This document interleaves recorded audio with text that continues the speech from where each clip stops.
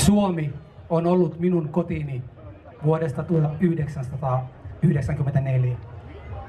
Näihin vuosiin on mahtunut monenlaisia päiviä. Monena päivänä olen tuntenut uskomatonta iloa, kiitollisuutta ja ylpeyttä siitä, että kaikista maailman paikoista olen päättynyt juuri tänne. Haluan tässä jakaa muutaman näitä tunteista. Turussa on kevät, lumi on sulanut.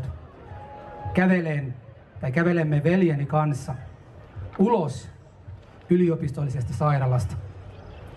Suomalainen terveydenhuolto on juuri pelastanut 18-vuotiaan veljeni liikuntakyvyttömyydeltä. Muistan sen helpotukseen ja kiitollisuuden tunteen.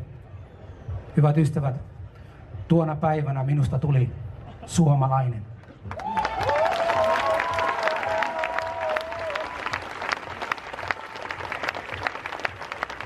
Toinen muisto liittyy viime syksyyn. Vanhin poikani Habib aloitti silloin koulun. Syksyisenä aamuna saatoimme pienen miehen repunsa kanssa 0,5 kilometrin päähän kouluun. Oli suuremmoista ajatella, että lapseni tulee saamaan maailman parasta koulutusta.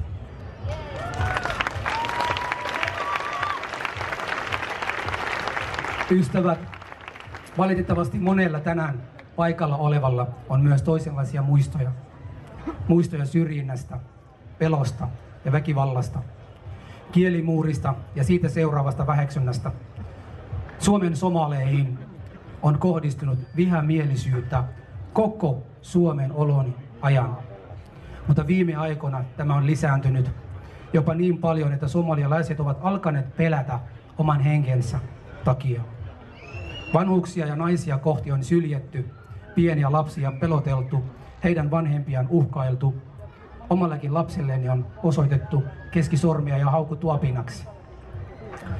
Tämä kaikki lisääntyi, kun ensimmäinen jytky tuli vuonna 2011. Nyt perustuomalaisen pääsy hallitukseen tuntuu luoneen monelle sellaisen käsitykseen, että tämä kaikki on sallittu. Onko tämä sallittu? Hyvät ystävät, siksi olemme tänään täällä.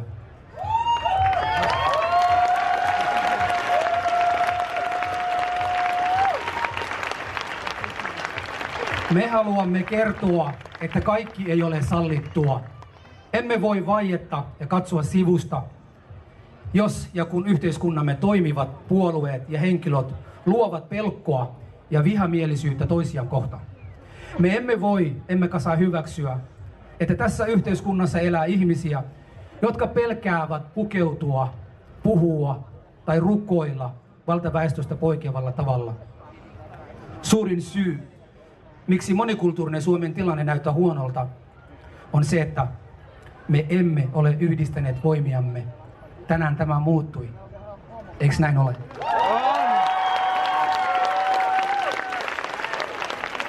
Ystävät, hyvää. Olemme olleet hiljaa kauan, mutta me emme enää. Me emme voi enää olla hiljaa. Me emme voi enää sanoa lapsillemme, että tuo setä tai täti oli kännissä. Ja siksi sanoin sinulle rumasti. Haluan tässä sanoa Olli Immoselle, Jussi Halla-aholle ja muille heidän kaltaisilleen, että kyllä teilläkin on ja pitää olla sananvapautta. Mutta sananvapaudella on, hyvät ystävät, seuraamuksensa.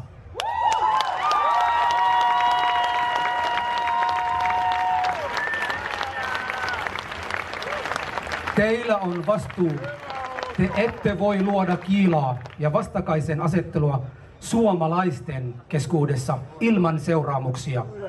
Hyvät ystävät, Suomi on yksi maailman parhaimmista maista. Välillä kun olen epäillyt, että tämä ei ole kotini, ja viime aikoina siitä on ollut paljon, lapseni ovat muistuttaneet, että tämä on heille koti ja he viihtyvät täällä. He ovat syntyneet täällä ja heidän lapsuuden muistonsa tulevat aina olemaan Suomesta. He ovat suomalaisia kuin vain voi olla. tulin tänään tänne ennen kaikkea lasteni ja muiden monikulttuurisen lasten puolesta. Sillä mitä tänään teemme tai jätämme tekemättä on vaikutusta lapsemme tulevaisuuteen.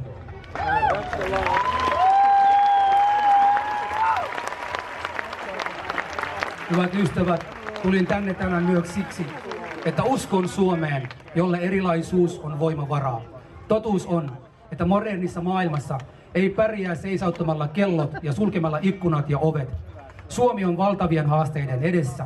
Vienti takkuaa ja väestö vanhenee. Näitä ongelmia ei ratkaista vanhentunutta lääkkeillä. Suomen vientituotteita eivät synny Impivaarassa, eivätkä vanhukset saa aamupuurojen keskustelupalstoilla vihaposteja kirjoittelemalla.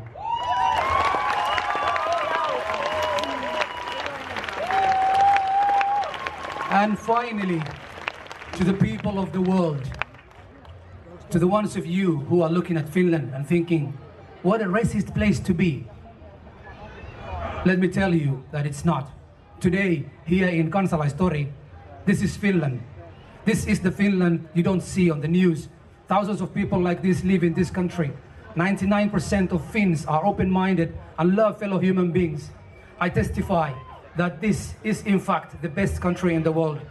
We surely hope you will not judge Finland according to some sick individuals who are seeking for publicity and own dark minds.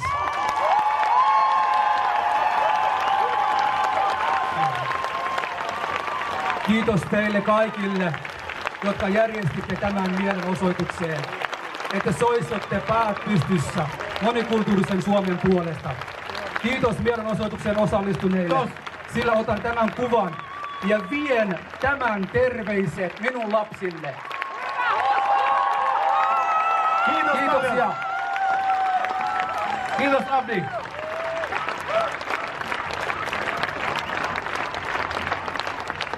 Okei, aika rupeaa loppuun, joten olen hyvin nopea. Seuraavaksi